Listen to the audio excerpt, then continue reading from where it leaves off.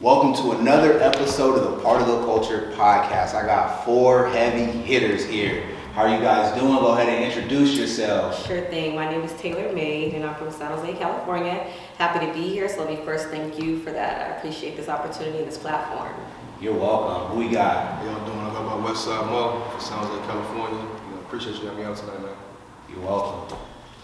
What up, everybody? I go by DeLuve. I'm from Eastside San Jose. I had to be exact. We're doing that for Westside. It's Westside M.O.E. Say that. East side as well. East side. That's funny.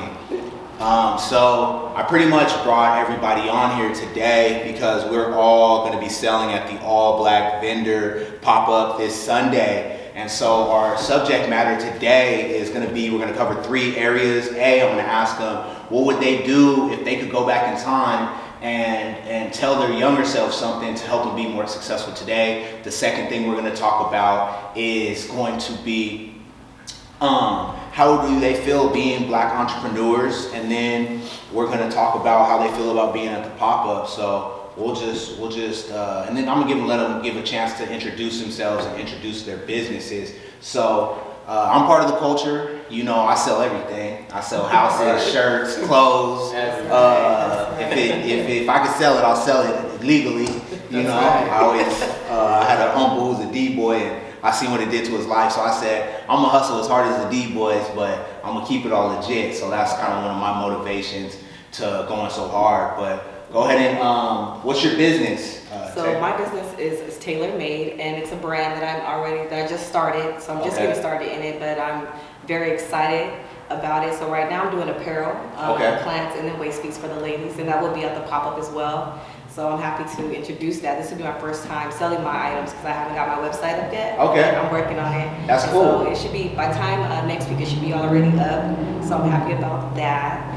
So yeah, that's my business.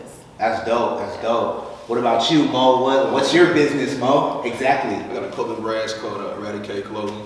Actually just launched this month, actually, you know what I'm saying, a couple weeks ago. So, I'm new in the game, That's dope. Getting some skin in the game, a little bit or whatever. So, got a lot of dope drops I'm excited to release, a lot of vintage San Jose stuff and all that That's stuff. dope. Yeah, he's killing the game. I'm excited to see what he brings. What we got over there in the corner right there? Oh, man. Rare Living. That's the first brand we did with one of my brothers. Right now, I'm here to introduce what we started in January. It's called From Love. Love is actually an acronym goes based off my nickname. It stands for Losses and Belt Victory. Okay, I feel like everyone can relate to that. That's dope. Thank you. Yeah, how's the brand been doing? Numbers. Yeah. That's cool. Good. That's good. That's good. That is good. So we'll get into it. If you could give yourself a piece of advice or a piece of wisdom to your younger self, what would that piece of advice be? Well, I could definitely say that I wouldn't think of just a 9 to 5 if thinking about my younger self. Instead of just thinking about going to college and getting a job, because that's what we're taught is to go to work. Instead of creating our own business. So it's important to me to let my kids know as well that they don't all have to work for somebody, but you can create something and have your own business. It doesn't have to be where you're working for somebody. You could even do better and do, like you said, numbers. Yeah, that's true. You just create your own thing if you find something that's profitable and that's needed. So that's what I would tell my younger self. Hey, look. When did you discover that business exists or that it's not only about the 9 to 5? What kind of gave you that realization? Oh, that's a very good question. Well, one time I seen a quote and it said, "Your boss will never pay you enough to be his neighbor." And I thought, like, damn, that's some real shit. You know what I'm saying? So I was like, I get paid good and all, but I'm like, that's where he'll never. He's a millionaire. You know what I mean? And I want to be one too. So I'm gonna try to do whatever I can do for my family to break generational curses. In my family. So yeah. Oh, sorry. Did you want it?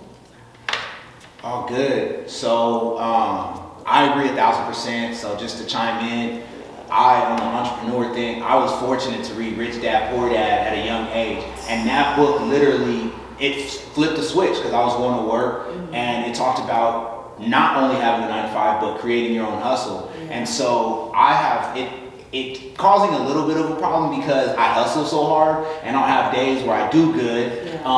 There's days where like I have people in Airbnbs, I sell shirts, and there's days where I lose money. Like I'm fixing this floor, it's costing a couple of band or two. all worth it in the end. But it's all worth it in the end. But it's definitely a shift in mindset, and it definitely gives you a certain level of freedom, and it definitely makes it so people can't talk to you however they want to talk to you. What about you, Mo? What's a piece of advice of wisdom you would give your younger self? Kind of like to piggyback what she was saying a little bit, you know, just I would tell my younger self, you know, follow my intuition a little more, you know what I'm saying? Take those risks, you know, I feel like we all have like that inner voice and we kind of like ignore it sometimes, you know what I'm saying? Yeah. Even as a kid, you know what I'm saying? As a kid, you got these ideas, you might tell someone, it could be your parents, you tell them an idea, and they might say, oh, that's not possible, or do you really want to do that? They start questioning you, start questioning yourself, you know what I'm saying? So for me, I would tell my younger self, you know, go with that gut feeling, you know what I'm saying? You probably right, shit, because a lot of times, you know, my whole life I've been taking risks, it's been, you know, so far, it's been working out real well. So. Amen. It's not some wood, but amen. Yeah, exactly. I have a question real quick, Mo. What's one time that you listened to your intuition and it won, and what's one time that you didn't listen to your intuition and you lost because you didn't listen to it? Well, so I mean, you could get okay. I'm gonna answer the flip side first. I would say you can kind of like get too hard-headed or stubborn. You know what I'm saying? You start getting too much into your ways, whereas you can't take any outside opinion or advice or any different other perspective of what's going on. You know what I'm saying? You always need to counsel a wise man. Exactly. And then on the good side, like I don't know. I would say let's go the bread shit. Like, Yeah. You know what I'm saying? Like, so, A lot of people ask me, like, appreciate you. A lot of people ask me, you know what I'm saying, do you really want to do it? It's like, I kind of question myself at first. I'm like, yeah, I do want to do this. Yeah. You know what I'm saying? So, yeah. I'll say for anybody out there, because I am the shirt plug first and foremost, that's one of my original hustles. And I'll say that, yeah, there's a lot of brands popping up, but no one has your network. And no one has your talent, and no one has your vision. So even if two people start a clothing brand on the exact same day, they're gonna be completely different. So if you have a brand or a passion or something that you wanna go after it. Because you don't know what value or who you can motivate or what idea you're gonna have. Because Mo just dropped the most fire beanie. I'm gonna show it, I promise you. I'm gonna put it in where DeLuve makes clothes and D tried to buy it. And so now, D might be inspired to put a D on the ski mask, and so it creativity leads to more creativity if you have a space for it. So I encourage you to follow that intuition if you have it. So I'm gonna pass the mic over to D. What's one thing you would tell your younger self that would make you a little bit wiser today? I mean, going back to talking to my younger self, at least for me to understand it, I would probably say, I mean, how do I put this? I mean, to break it down, really, I would say pretty much being black, we're pretty much like superheroes to some degree. Yeah. We low-key like... Don't tell them. Nah, I mean... we low-key, we real life got superpowers and shit, because if you really think about it, out of all the bullshit niggas been through, excuse my language, everybody. Perseverance. But, you know, perseverance. I mean, we for sure got that. Anybody as a culture, as a people, we know how to get it out and, you know, just keep it rolling. But besides that, I would say that, and then to get out your own way and be more fearless. Definitely. And go piggyback on what you said, just really follow your intuition, because that really leads everything. I mean, we got ancestors up there, so they, you know, get out of the way. Yeah, you gotta stay out your own way, and we do have superpowers. I think one of the biggest things, and you guys all touched on it, was, you know, if I could go back and tell my younger self, kind of listening to what you guys said, the things that have helped me become successful is go a little bit harder than you really think is possible. And the biggest life-changing thing I think I did, short of starting a business when entrepreneurship wasn't cool, my mom actually was mad that I started a business. She just wanted me to go to school, get a good education, and get a job. And when I told her, yo, I'm about to hustle, she was like, nah, like, what do you mean you're about to hustle? And I was at the flea market and I was doing stuff. Now, me and my mom have a business together. I actually owe her about $500 like there after this. But it's such a flip, and she's like, I'm so thankful. Like, my mom came, DC, my mom, she sat there, she see me sell books and things like that. But I'm just happy that I took a risk. I went beyond. No one else around me. I don't know any other black authors. I don't know any other black people that own an Airbnb. I don't know any other black people that will just take a risk and open a. Shout out to Nirvana Soul, and I'm not trying to just throw my black people in the butt. I know black people that have businesses and different things, and I know I've seen it online, but I didn't personally. There's nobody I could call and be like, hey, how's your Airbnb going? Or hey, how's your retail space? Or it wasn't there, so I had to take major risks. This is my best friend's spot, and I'm risking it all. But once I did it, I was like, oh, that's it. And then I just went harder, and I'm like, oh, that's it. And then now what's happening is I'm starting to involve other people in that process. So if I could tell my younger self something, I would have said, I would have gone hard out the gate from 16. Yeah. I would have, hey, start something big. Try to buy an apartment complex at 16. Find the money, put investors together. So go bigger. Like I say, ride that line of comfortability. Go a little bit harder than that. So that's what I would tell my younger self. Yeah, and just to piggyback on that real quick, and so you never know what can happen with a little bit of effort and some prayer. I don't know if nobody said a little effort and some prayer. You have to give God something. Might be a sugar. I'm serious though. You have to give God something to bless. If you just work towards, if you just do a little something, then you never know the doors that might open. And I love that. It happens all the time for me. You said something key. So you guys know that I have a lot of businesses. And so the reason I have it is if I tithe money, I give money to my church. Every dollar I make, I give 10%. That's my secret power. Yeah. But with that, that's why I create so many businesses that can kind of run themselves, because it gives God an opportunity to bless me. If I'm sitting at home doing nothing, there's no blessings coming in. But the fact I get hit up, hey, can I get some t-shirt? I get people, hey, can I rent you out your Airbnb? Hey, can I use the pop-up shop? Yeah. I've created ways for God and the streets to bless me. So I agree 1,000% with that. Yeah, and I think that's why you're blessed tenfold, because you do give people the opportunity. So I appreciate that about you, like a lot, because you don't really meet people, like I've told you, that give people the opportunity. They're more like looking out for themselves. That's not you, and that's so dope of you. So I'm happy to be in your presence. To be honest, it's selfish, because I realize by helping others, we all win. That's you know what I mean? So it's I don't want to just be like some saint, but the secret is to add value to other people. That's why that whole segment of wisdom is, I don't want to just us talking about how we're winning and how we are the shit. I want to give everyone listening an opportunity to say, damn, let me go a little bit harder. Yeah. Damn, let me listen to my intuition. Damn, maybe I have superpowers. Yeah. Damn, I'm not going to rely on a 9 to 5. So that's why I even had that whole segment, is because instead of us talking about us, we have to figure out what are the people listening, where's the value for them. And so it's just, I learned it from Eric Thomas. If you want to help other people, if you want to succeed, help other people succeed in that area. I'm literally in San Jose Barbell. This is a gym. How I hooked up with San Jose Barbell is the owner was my buddy. I made shirts for him. I was unhealthy. I couldn't gain weight. I couldn't get big. And I went to an Eric Thomas seminar, and he said, help other people get the results that you want. I volunteered. I did a 300-hour internship at this gym. Within 60 days, I had reached my goal from being a personal trainer. It changed how my body looked. And so ever since then, I was like, I'm just helping people win. That's how it's all started. And we can anybody else want to add anything?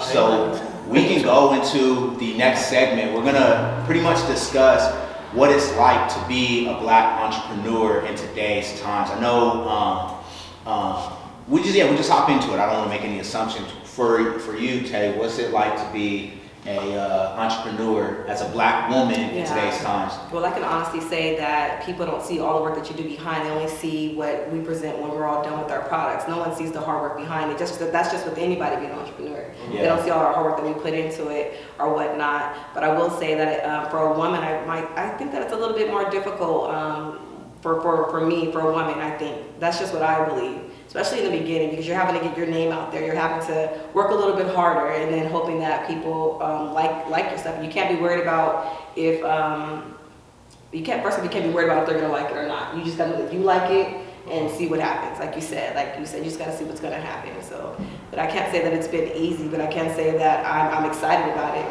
Every day after work, I go to work again with my business. Yeah. So I like that part. That's cool. Why do you think that it's harder for you as a woman versus it would be for a man? Well, I just think that men have like more connections than women do. Yeah. That's what I believe. I'm not like maybe because I'm not very socializing with a lot of men and stuff. Yeah. You know, and men do a lot of things. You know what I mean? You guys all connect and network, but I'm not like that. So it gets a little difficult. It's not that it's easy to do, especially for me. Sometimes I only want to deal with. I only want to support my African American people. Yeah. And so I'm having to look for that, but they're not always responsive sometimes. Do you think being a woman? One of the things I have a friend. Her name's Loren. Somebody in this group likes her.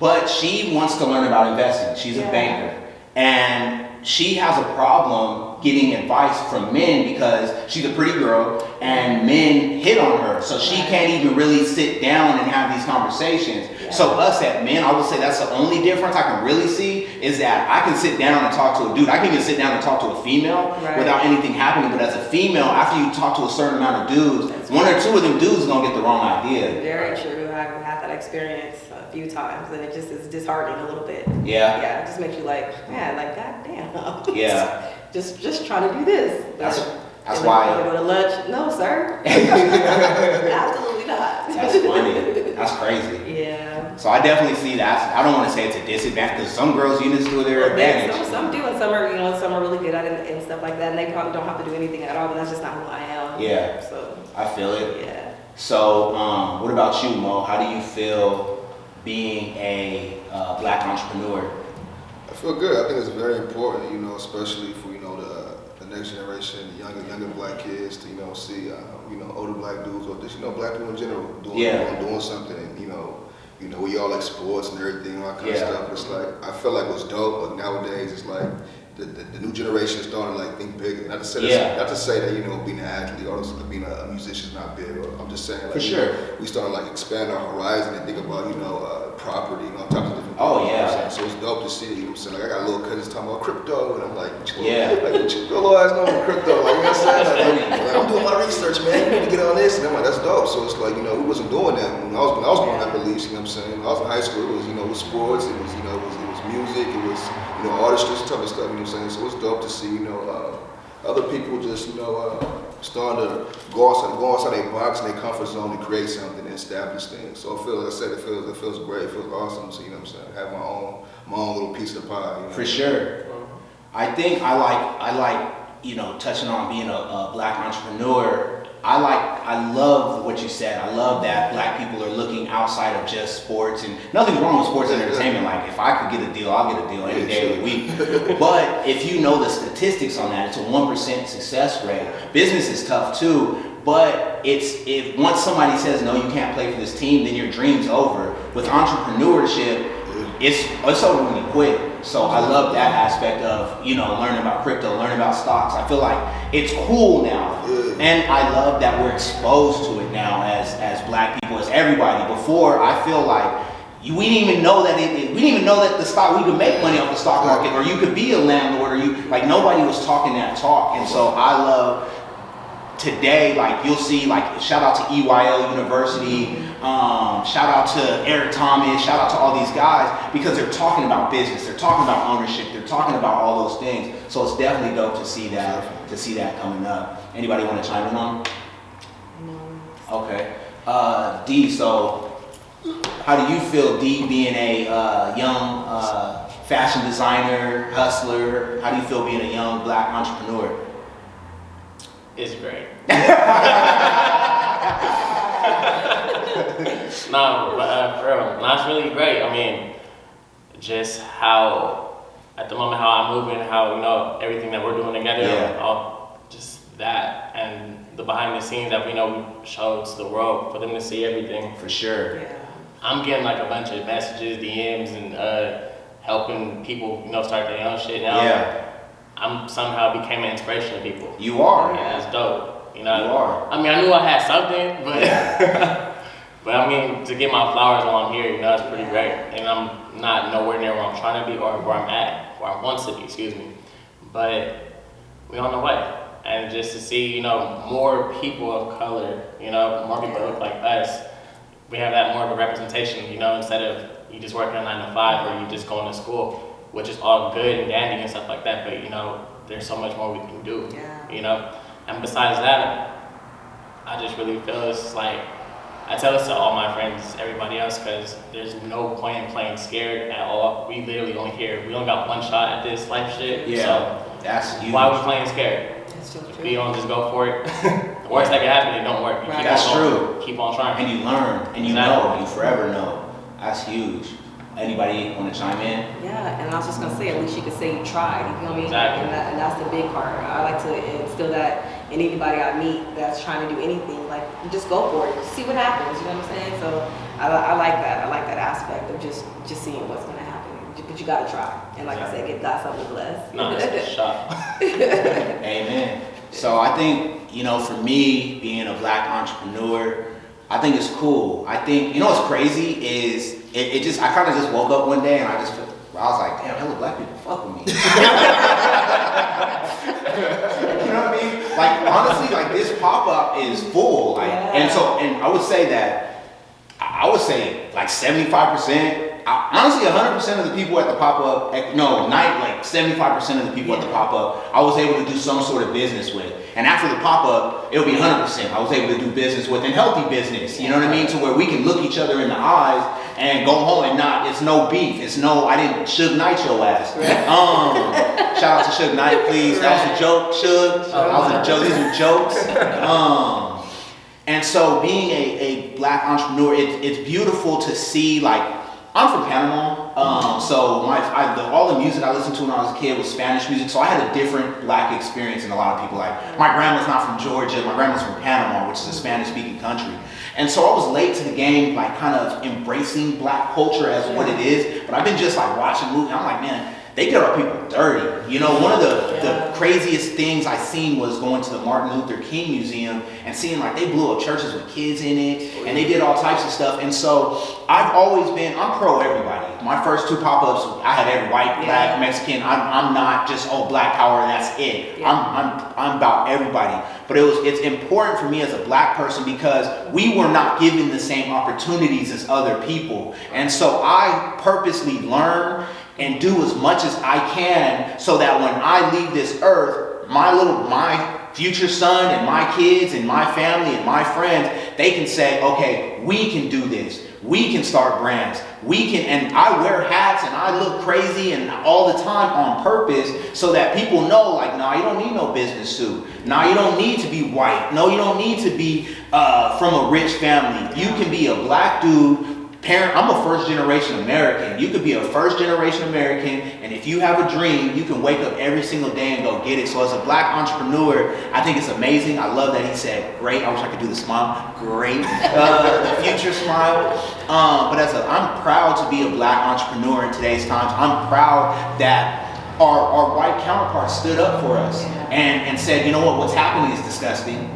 And now you see newscasts like, this is disgusting. There's no excuse for it anymore. You can't, just because we're black, we're no less than, you know what I mean? And all that, like, we have smaller brain, like all types of crazy shit that they try to put on. Like, racism is stupid. So as a black entrepreneur, I feel proud, and I'm glad that I'm seeing the rise of other black entrepreneurs. And the one thing I've been telling Dee, and I just told Mo, it's time for us to step all the way up. And it's time for us to not hold back anymore. And it doesn't matter what city you're in, if you're in Bump Up, Alabama, like, step your game up. Read some books, watch some YouTubes, and go out there and get it, because as a black entrepreneur, there's no excuses anymore. Yes, Lord. Yes, you know, so that's how anybody else on this part of the segment? I just want to know that there's no limits, and that limits only exist in our minds. And if you can grasp that concept, then you will feel limitless. You have to unleash your own self in your mind. You have to.